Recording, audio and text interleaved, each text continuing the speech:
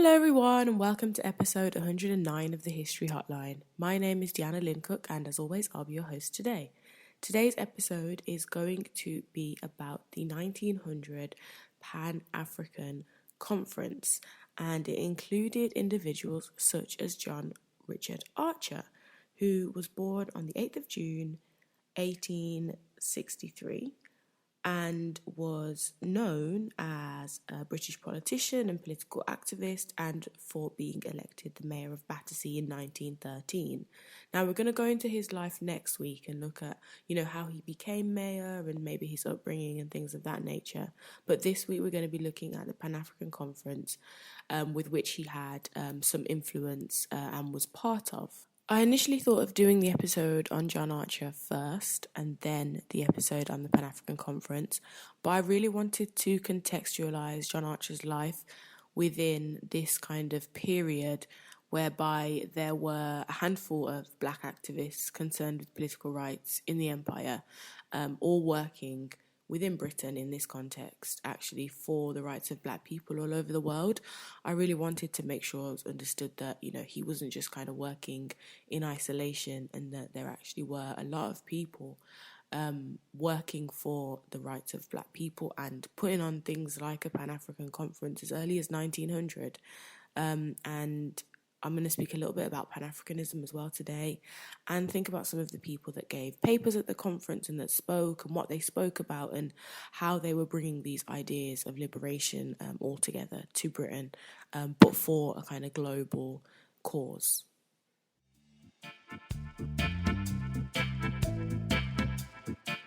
The first Pan-African Conference was held in July 1900 at Westminster Town Hall. John Archer and the likes of Samuel Coleridge Taylor, the black British composer, were elected to the executive committee of the somewhat short-lived Pan-African Association, which was established at the conference. Pan-Africanism was one of the major political traditions of the 20th century, and obviously still around now in different iterations. Pan-Africanism is a kind of mindset or a movement, maybe you could say, and it's an attempt to create a sense of oneness, of community, of brotherhood or collaboration amongst all people of African descent, whether they live inside or outside of Africa. They're of the diaspora, they're now in Britain, in Canada, in the US, in Europe, wider Europe. That's the kind of nature and the essence of Pan-Africanism. It's about racial solidarity, self-awareness of Africans for Africa, opposition to racial discrimination, emancipation from white supremacy and domination, which were all, in many ways, all the more important in 1900, but definitely not anything we would kind of disregard when thinking about the politics of black liberation today. Pan-Africanism is a term that was first used in 1899, or that's the first record of it anyway. However, it's unclear who first used it. Pan-Africanism was an emergent movement in the last few years of the 19th century, and it was cemented by the Pan-African Conference in London in July 1900. For the most part, this was due to the work and vision of Trinidadian Henry Sylvester Williams, who Peter Fryer in Staying Power notes is another long-neglected pioneer within movements of black liberation. Henry Sylvester Williams was born in Trinidad in February 1869 in the village of Aruca, which was about 10 miles east of Port of Spain. He was an able student and qualified as a teacher at the age of 17 and was put in charge of the school only a year later. Teachers were poorly paid in Trinidad, so Williams decided to go to New York aged 22. He went to Dalhousie University in 1893 to study law, and then went to London, enrolling at King's College London. He would go on to lecture on Trinidad, denouncing Crown Colony rule, and was also the first person of African descent to speak under the House of Commons roof. He also founded the African Association in 1897, and its aims were to, and I quote, to encourage a feeling of unity, to facilitate friendly intercourse among Africans in general, to promote and protect the interests of all subjects claiming African descent, wholly or in part, in British colonies and other places, especially in Africa. by circulating accurate information on all subjects affecting their rights and privileges as subjects of the British Empire, by direct appeals to the imperial and local governments." End quote. Henry Sylvester Williams was the association secretary.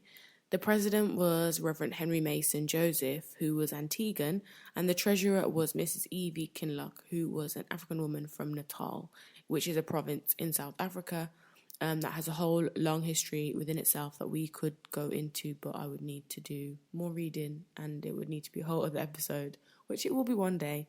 So we're not going to go into that region today and that province in South Africa, but we know the history of South Africa is one that has a whole lot of angles if you were ever to go into it, but not something that I have done so much of, shall we say.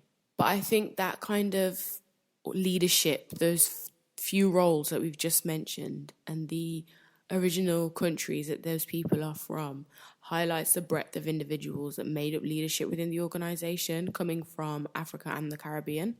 It was most definitely the case that Williams wanted the association to be as representative as possible, and I quote, and he said, "so that its information shall be direct and first-hand from the various parts of the empire," end quote. The organisation acted as an African and West Indian lobby, and it was representative of both, you know.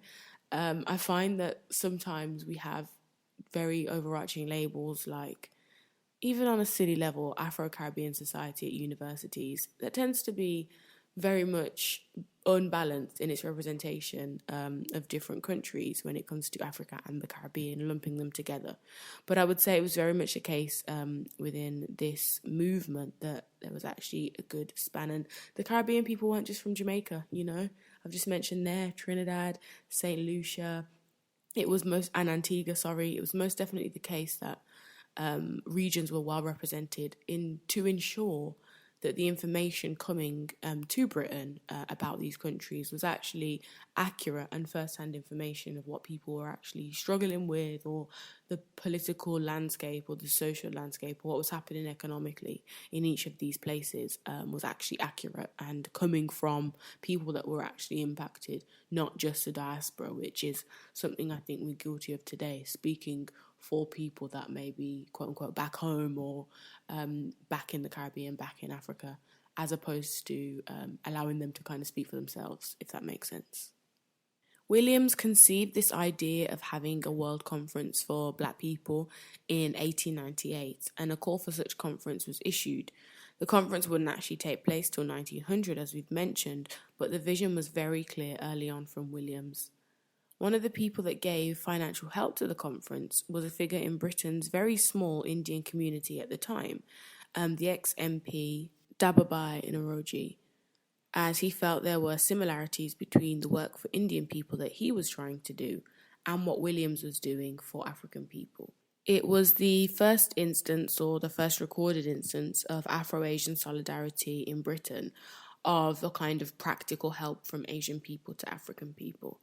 And it, is recorded now in books written on the subject, and so it must have been quite significant, the financial help that was given in this time. And I think it's quite important actually to note the fact that Naoroji saw those similarities between the work that Williams was doing and the work that he was trying to do. Essentially this somewhat shared history of empire, and at this point, it's 1900. Britain is very much ruling the majority of the world, and them being able to kind of understand and see the similarities in situations between the eastern side of the world and the western side of the world. I say that just geographically and not economically or politically or socially. And the fact that, those similarities were drawn out and they afforded financial help within the context is really remarkable, I would say. The conference would influence public opinion on situations that affected the welfare of the native people in parts of the empire, in South Africa, West Africa, and the British West Indies. And after consultation with others, these others included Bishop James T. Holly, Bishop James Johnson, the American educator Booker T. Washington, it was decided that the conference would also cover the treatment of native races. They would also look at America and European rule there, widening the remit of what we now understand to be a Pan-African outlook. They were specifically looking at situations in South Africa, West Africa, the West Indies, and the US at this point historically. And by April 1900, the Pan-African Conference Committee adopted the motto, and I quote, "Light and Liberty." And they made it very clear that the conference would be an occasion, and the first occasion, and I quote, upon which black men would assemble in England to speak for themselves and endeavour to influence public opinion in their favour. And we're going to see if this was the case. When this meeting was reported about by the British press, it was the first time the term Pan-African was used within the press. A week before the conference, a memorandum was presented to Bishop James Johnson, and in the document it said it was time for black people to develop their own talent and energy, that their efforts should be directed to the education of the young in order to move the race forwards, and that the current position of Africans, whether at home or in other nations, was not a good one and it had to change. Notes about the nature of the distortions of history when presented by white writers, needing to redress the balance, meant that they concluded that black people should be the ones to write their own history. And the quote was, "Develop and chronicle and set up their own libraries and organizations." These ideas center around self-determination and taking control of narratives that historically held black people in inferior positions across the globe. It's really interesting, I think, to place these ideas in the context of a very early 20th century, when it could be argued that even today some of those ideas are seen as like radical or like, I don't know, progressive. And back then they were kind of seen as the foundations of building this Pan-African ideology in regards to black liberation. But I think these are still points that are still have a lot of value in today's society. That's why I don't think you can ever disregard a movement like Pan-Africanism.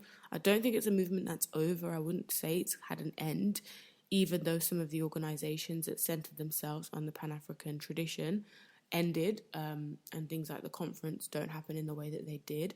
I still don't think you could kind of say that the movement stopped, because it's very much a political belief system now. It's an ideology, I think, that people hold on to, which is very important, and it definitely has a place within today's society, as you can probably understand just from what we've gone through so far.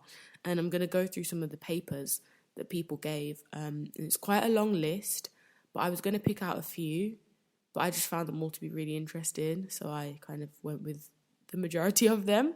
And these come from Peter Fry's Staying Power and, of course, Hakeem Addy's African and Caribbean People in Britain, both amazing sources for this time period, the kind of early 20th century and Pan-Africanism. Henry Sylvester Williams noted that never before had black people kind of descended upon London with a conference. There were about 37 delegates and 10 other participants and observers.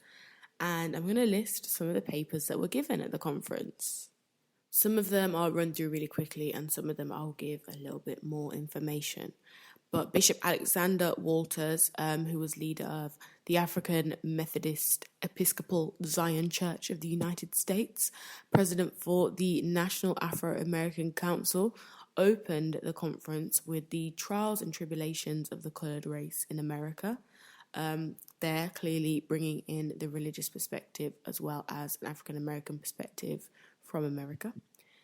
C.W. French from St. Kitts gave a paper on conditions favouring a high standard of African humanity, and that looked at black people being recognised as human beings and enjoying equal rights comparatively to white people. Not really that radical, but at the time was pushing the boat slightly. Miss Anna H. Jones from Kansas gave a paper on the preservation of race equality. Haitian Benedito Sylvian, who was aide-de-camp to the Ethiopian emperor, gave a paper on the necessary concord to be established between native races and European colonists. And within this kind of, in Fryer's book anyway, he notes that he, and I quote, pulled no punches in his attacks on colonialism. Fryer also notes that within his paper, He talks about the fact that it was a right to choose the metropolis of the British Empire as a meeting place. So London was the perfect place for the conference because it was British people that were responsible for colonial policy, the preceding 15 years of British government that tolerated, and I quote, tolerated the most frightful deeds of the colonizing companies. So it was kind of bringing all the, I want to use a better word than gripes, but all the problems and the suffering and the pain that people of the empire in Africa, in the Caribbean, in the US, not that they were part of the empire then, but, you know, all these people suffering at the hands of imperialism, they were bringing this conference to the heart of imperialism to explain to these people what they've done, what the situation is, and what could be done to alleviate it. And it's very important, Fryer notes, that it is happening in London, in the metropole. I think it's also really important to note that this is happening in 1900. You know, when this is all being said, transatlantic slavery is only a generation away. In America, it was abolished around 1865, and in the Caribbean around 1830s. And I say that term loosely because there was a period of apprenticeship afterwards that was up to 7 years. Most people didn't actually know that they were no longer enslaved, even though the law had been passed in Britain. You know, people that very much had an enslaved parent or were enslaved themselves could still very much be alive in 1900. And, you know, as we move away from that time within this period of history, the 20th century looks forward rather than back at slavery in many ways. And it naturally becomes diluted as we distance ourselves from that history. We can't actually rewrite it to be less brutal than it was because we're moving away from it further in time. Thinking of kind of how we think about enslavement now in that period. Back then, it was very much fresh. You know, it's in people's living memory. So these papers are going to hit all that much harder because enslavement and the brutality of it all and the following kind of work of the British Empire, and not just Britain, but France and the Dutch and the Spanish and Portuguese empires that maybe weren't as large as Britain's, but did definitely do damage over the world. And the Caribbean is always an interesting place because it really did see so many European powers passing through and having an impact on what the Caribbean looks like and all the islands and nations over there. So it's very important to remember the context of the time we're speaking about and the feeling that people would have given these papers. It's like giving papers about Black history or police brutality in the wake of George Floyd, or in 2020, or in maybe doing something after the murder of Stephen Lawrence, you know? Whilst those aren't necessarily equatable or comparable at all to transatlantic slavery, when you can feel and you have lived through the moment that is pushing you and spurring you on to say the things that you're saying, I think it's all the more kind of potent, the words that might come out. And to the rest of the papers, Mrs. Anna J. Cooper gave a paper on the Negro problem in America. Lots of American papers here. I wonder if that will continue. Liberian Frederick Johnson gave a paper on the progress of our people in the light of current history. John E. Quinlan from St. Lucia gave a paper on the situation regarding Black people in South Africa. William Meyer, who was a Trinidadian medical student at Edinburgh University, spoke about the pseudoscience as a justification for racism, a very interesting topic, I can imagine. Richard Phipps spoke about discrimination against Black people in Trinidad and in the Trinidadian civil service. D.E. Tobias from America, spoke about Africa, the Sphinx of history in the light of unsolved problems. Dr. W.E.B. Du Bois, a famous name, if we ever had one, argued that essentially Black people could not maximize their potential anywhere on earth because of racism. And the way that he would kind of explain that was the fact that, you know, because Black people were forced into a position or viewed as in a position of inferiority, it would kind of be a disservice to not only Black people but to human evolution, because it was hindering human potential, because Black people were not afforded the same rights and freedoms and privileges as white people.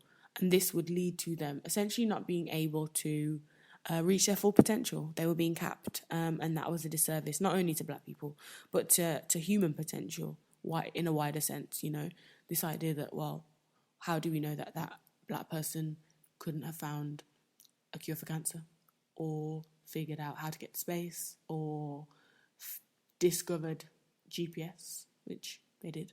And so, yeah, these kind of bars, colour bars, and racism and imperialism that was coming down on black people was just hindering society and mankind as a whole.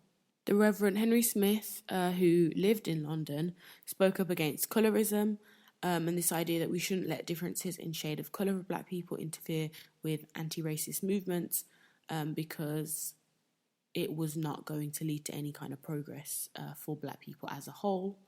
They also moved on to practical tasks within the conference, such as electing new members to the new association's executive committee, and they were Samuel Coleridge Taylor, the composer, Frederick J. Ludin, former director of Fisk Jubilee Singers, Henry Francis Downing, a former member of the U.S. Consulate Service, Mrs. Cooper, Washington teacher, and an Englishwoman, Mrs. J. Compton Unwin, wife of the publisher T. Fisher Unwin, and John Richard Archer, who were mentioned at the start of this episode, and whose next week's episode will be all about, who later becomes Mayor of Battersea. Additionally, there was an address to the nations of the world, and that was sent to heads of state in which African people of African descent or African people were living. The petition was also sent to Queen Victoria, who was monarch at the time, on the situation of black people, specifically in South Africa, and what was then known as Rhodesia. A response was given from the Colonial Secretary. However, it was described as bland and in some ways slightly dismissive. So they used this conference not only to give papers and to speak on situations over the world, but also to practically put the work and the talk they were doing into motion by writing to people of influence within Britain who could do something to change the situation. However, the response from that Colonial Secretary was described as very bland. And the work I do at the moment, I look at a lot of Colonial Office records, and their response is very dismissive for the most part in a lot of different ways. And I don't really look at this period of the early 1900s. I look more at the beyond the 1940s, sometimes the 1930s, but never really any earlier. And they're really dismissive then. It's like that was their whole personality trait, to be rude and abrasive. The Colonial Office were not really very supportive or encouraging, but the whole office is built upon colonialism, so why would we expect any different? The conference was reported in London newspapers. The Westminster Gazette argued that it, quote, marks the initiation of a remarkable movement in history. The Negro is the last awake to the potentialities of his future. What a headline. I think the less we say about that, the better. Following the conference, the Pan-African Association began to decline, unfortunately. There were many reasons for that, primarily the fact that Williams, who set up the conference, went to Jamaica, Trinidad, and the US to set up further branches, and was abroad for the majority of 1901. In this time, the treasurer, Dr. R.J. Colenso, dissolved the organisation in the UK, allegedly due to lack of funds. Furthermore, the fact that the organisation was founded in Britain to support a global group of African people was always going to be a tall order when you think about it, especially when the majority of supporters for the Pan-African Association had only kind of honorary membership. It only allowed for honorary membership. The black members who were permanent residents were mostly students, and in some cases would go back to their country of birth when their courses were done, meaning numbers would fall and fluctuate quite frequently. Henry Sylvester Williams himself could not devote his whole time to the organisation, as he was called to the bar in June 1902 and became one of the first barristers of African descent to practice in the UK. He ended up going to South Africa to defend black people there, and he joined other organisations such as the League of Universal Brotherhood, Native Races Association, and the Fabian Society. He also became one of the first two people of African descent to be elected to public office in Britain. When he won a seat on a local borough council as a progressive candidate, Williams decided to go to Trinidad to be back with his family and began building a legal practice out there. However, he unfortunately falls ill at the end of 1910, On the 26th of March 1911, he died in hospital. Unfortunately, kind of the saddest part of the story in many ways was his fifth child was born only 5 days after his death.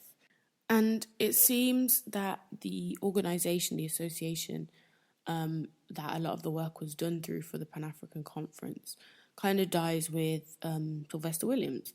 And unfortunately, it's a kind of similar story to like the League of Coloured Peoples, which we looked at a few episodes ago, whereby individuals have such a big role within leadership in an organisation that, God forbid, something happens to them, the organisation also kind of crumbles in many ways.